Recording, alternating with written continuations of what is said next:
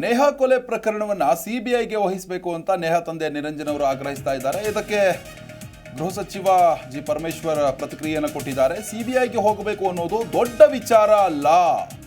ಅನೇಕ ಪ್ರಕರಣಗಳನ್ನು ನಾವು ಈ ಹಿಂದೆಯೂ ಸಿಬಿಐಗೆ ವಹಿಸಿದ್ದೇವೆ. ಕೇವಲ 1 ಗಂಟೆಯಲ್ಲಿ ಅವನನ್ನು ಬಂಧಿಸಲಾಗಿದೆ. ಕಾನೂನಿನ ಪ್ರಕಾರ ಆರೋಪಿಗೆ ಏನು ಶಿಕ್ಷೆ ಆಗಬೇಕು ಅದು ಆಗುತ್ತೆ ಅನ್ನೋ ಒಂದು ಹೇಳಿಕೆಯನ್ನು ಬೆಂಗಳೂರಿನಲ್ಲಿ ಕೊಟ್ಟಿರುವಂಥದ್ದು. ಒಂದು ಕಡೆ ನೇಹಾ ತಂದೆ ಸರಿಯಾಗಿ ನಮಗೆ ನ್ಯಾಯ ಸಿಗ್ತಾ ಇಲ್ಲ, ಪ್ರಕರಣವನ್ನು ಮುಚ್ಚಿ ಹಾಕುವಂತಹ ಕೆಲಸ ಆಗ್ತಾ ಇದೆ, ಸಿಬಿಐ ಸೆಂಟ್ರಲ್ ಬ್ಯೂರೋ ಆಫ್ ಇನ್ವೆಸ್ಟಿಗೇಷನ್ನಿಂದ ಈ ಒಂದು ಪ್ರಕರಣದ ತನಿಖೆ ಆಗಬೇಕು ಅಂತ ಆಗ್ರಹಿಸ್ತಾ ಇದ್ದಾರೆ. ಆದರೆ ಇದಕ್ಕೆ ಗೃಹ ಸಚಿವರು ಕೂಡ ಒಂದು ಪ್ರತಿಕ್ರಿಯೆಯನ್ನು ಕೊಟ್ಟಿರುವಂಥದ್ದು. 1 ಗಂಟೆಯಲ್ಲಿ ನಾವು ಆರೋಪಿಯನ್ನು ಬಂಧನ ಮಾಡಿದ್ದೀವಿ, ಕಾನೂನು ಪ್ರಕಾರ ಶಿಕ್ಷೆ ಆಗುತ್ತೆ, ಸಿಬಿಐಗೆ ಹೋಗಬೇಕು ಅನ್ನೋದು ದೊಡ್ಡ ವಿಚಾರ ಅಲ್ಲ. ಅನೇಕ ಪ್ರಕರಣಗಳನ್ನು ನಾವು ಹಿಂದೆಯೂ ಸಿಬಿಐಗೆ ವಹಿಸಿದ್ದೇವೆ.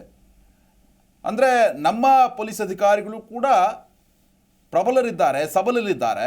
ಅವರು ಈ ಒಂದು ಪ್ರಕರಣವನ್ನು ಇತ್ಯರ್ಥ ಮಾಡಿಕೊಡ್ತಾರೆ, ಆರೋಪಿಗೆ ಖಂಡಿತವಾಗ್ಲೂ ಶಿಕ್ಷೆ ಆಗುತ್ತೆ ಅನ್ನೋ ಒಂದು ಧಾಟಿಯಲ್ಲಿ ಗೃಹ ಸಚಿವರು ಮಾತನಾಡಿದ್ದಾರೆ. ಆದರೆ ನಿರಂಜನ್ ಅವರ ಒಂದು ಅಸಮಾಧಾನ ಏನಿದೆ, ಅದಕ್ಕೆ ಏನು ಕಾರಣ ಅನ್ನೋದು ಸರ್ಕಾರ ಅದಕ್ಕೂ ಕೂಡ ಉತ್ತರವನ್ನು ಕೊಡಬೇಕಾಗತ್ತೆ.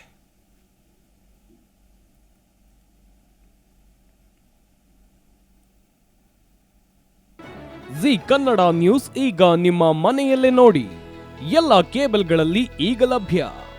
ಸನ್ Direct 292, Jio TV 1334, U Digital 162, Siti Cable 51, GTPL 17, Abhishek cables 821, Rock Line telecommunication 51, Shri Basaveshwara number 60, Vinayaka digital number 53, In Digital number 896ರಲ್ಲಿ.